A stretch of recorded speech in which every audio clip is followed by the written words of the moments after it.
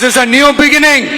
রাজনীতির দাবার বোর্ডে মাঝে মাঝে এমন কিছু চাল দেওয়া হয় যা শুধু একটি রাজ্যের নয় বরং পুরো দেশের ভবিষ্যৎ এবং ভাগ্য নির্ধারণ করে দেয়।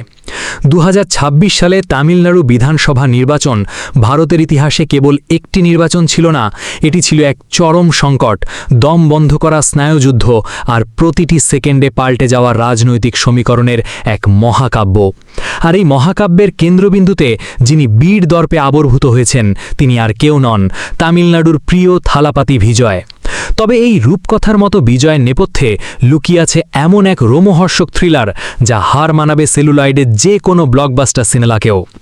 আজ আমরা উন্মোচন করব সেই নেপথ্য কারিগরদের গল্প এবং বিজয়ের সেই মাস্টার প্ল্যান যা দিল্লির মসনদে থাকা রথী মহারথীদের রাতের ঘুম কেড়ে নিয়েছে।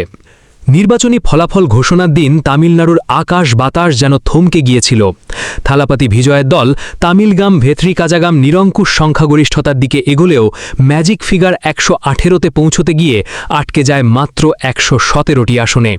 পুরো রাজ্য যখন উল্লাসের জন্য প্রস্তুত, ঠিক তখনই নেমে আসে শঙ্কার কালো মেঘ।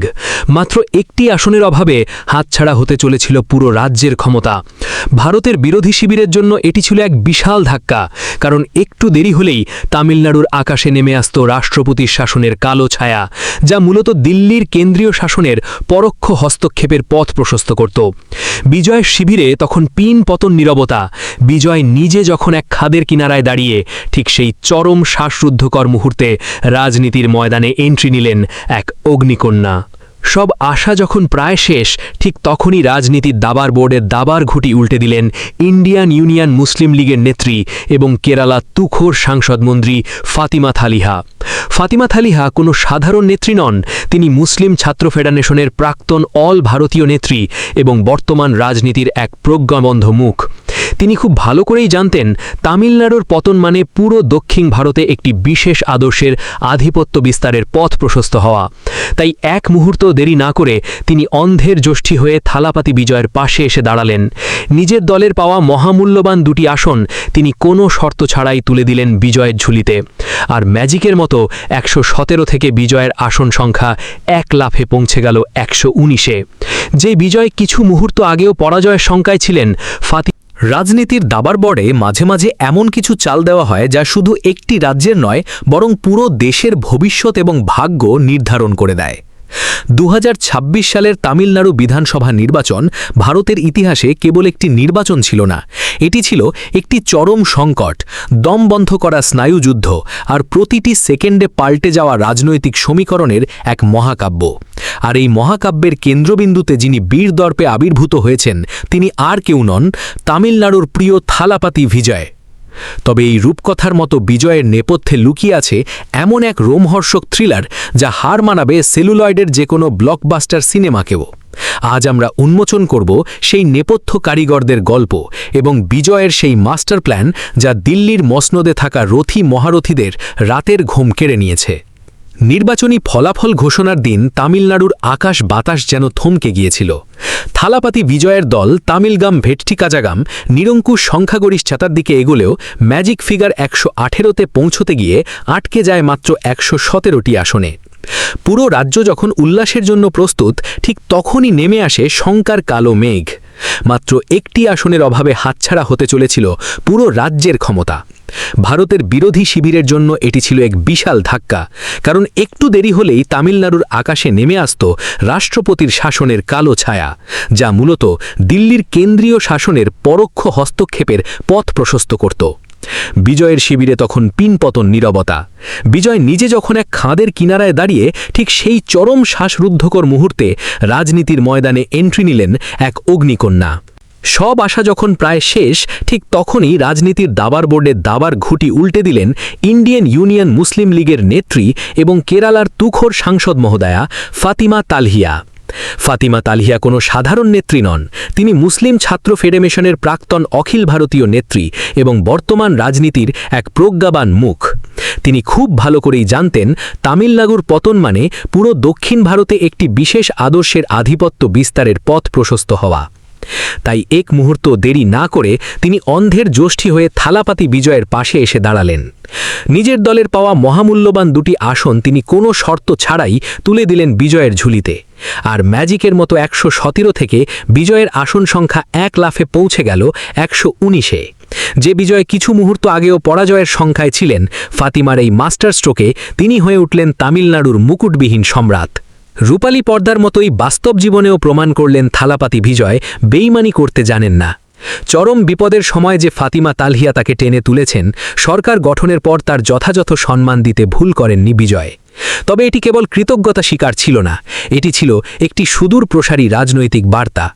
বিজয় তার নতুন এবং অত্যন্ত ছিমছাম মন্ত্রিসভায় সরাসরি গুরুত্বপূর্ণ দফতর সহ জায়গা করে দিয়েছেন ফাতিমা তালহিয়াকে। এই ডিসিশনটি তামিলনাড়ুর রাজনীতির ইতিহাসে এক যুগান্তকারী ভূমিকম্পের জন্ম দিয়েছে, কারণ এর মাধ্যমে তামিলনাড়ু রাজ্য এই প্রথমবার একজন হিজাব পরিহিতা মুসলিম নারীকে মন্ত্রী হিসাবে পেল। যেখানে পুরো ভারত জুড়ে একটি বিশেষ রাজনৈতিক মেরুকরণের চেষ্টা চলছে, সেখানে একজন তরুণী মুসলিম নেত্রীকে মন্ত্রিসভার সামনের সারিতে বসিয়ে বিজয় প্রমাণ করেছেন তার রাজনীতি বিভাজনের নয়, বরং অন্তর্ভুক্তির।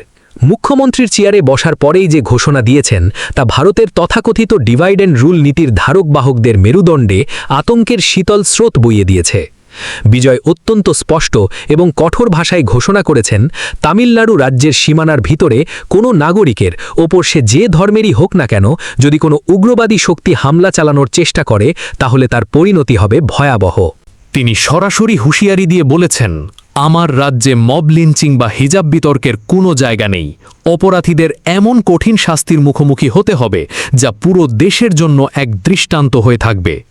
বিশ্লেষকরা মনে করছেন, বিজয়ের এই হুঙ্কার মূলত দিল্লির শক্তিশালী শাসক গোষ্ঠীর প্রতি এক সরাসরি চ্যালেঞ্জ। তিনি বুঝিয়ে দিয়েছেন, দক্ষিণ ভারত তার নিজস্ব স্বকীয়তা এবং ধর্মনিরপেক্ষতা বজায় রাখতে বদ্ধপরিকর। বিজয় শুধু গালভরা বুলি আওড়াতে আসেননি, তা তিনি প্রথম দিনই প্রমাণ করেছেন এক সাহসী প্রশাসনিক সিদ্ধান্তের মাধ্যমে। মুখ্যমন্ত্রীর চেয়ারে বসার প্রথম 24 ঘণ্টার মধ্যেই তিনি রাজ্যের কয়েকশো টাসম্যাক বা মদের বার অবিলম্বে বন্ধ করার বৈপ্লবিক নির্দেশ দিয়েছেন। তামিলনাড়ুর মতো রাজ্যে, যেখানে সরকারি আয়ের একটি বিশাল অংশ আসে মদের দোকান থেকে, সেখানে এমন সিদ্ধান্ত নেওয়া আক্ষরিক অর্থেই পলিটিক্যাল সুইসাইড বা রাজনৈতিক আত্মহত্যার শামিল। কিন্তু বিজয় প্রমাণ করেছেন, কোষাগারের টাকার চেয়ে তার রাজ্যের মানুষের স্বাস্থ্য, নারীদের নিরাপত্তা এবং যুব সমাজের ভবিষ্যৎ তার কাছে অনেক বেশি গুরুত্বপূর্ণ। হাজার হাজার পরিবার যারা মদের নেশার কারণে ধ্বংস হয়ে যাচ্ছিল, তারা আজ বিজয়ের এই সিদ্ধান্তে স্বস্তির নিঃশ্বাস ফেলছে। এটি কেবল একটি প্রশাসনিক নির্দেশ নয়, এটি হলো এক বিশাল সামাজিক বিপ্লবের শুরু। যারা থালাপাতি বিজয়ের এই পদক্ষেপগুলোকে শুধু একটি রাজ্যের মধ্যে সীমাবদ্ধ ভাবছেন, তারা হয়তো রাজনীতির গভীর সমীকরণ বুঝতে ভুল করছেন। বিজয়ের প্রতিটি পদক্ষেপ হল এক সুদূর প্রসারী এবং নিখুঁত মাস্টার প্ল্যানের অংশ। তিনি মূলত তামিলনাড়ুকে একটি মডেল রাজ্য হিসেবে গড়ে তুলছেন।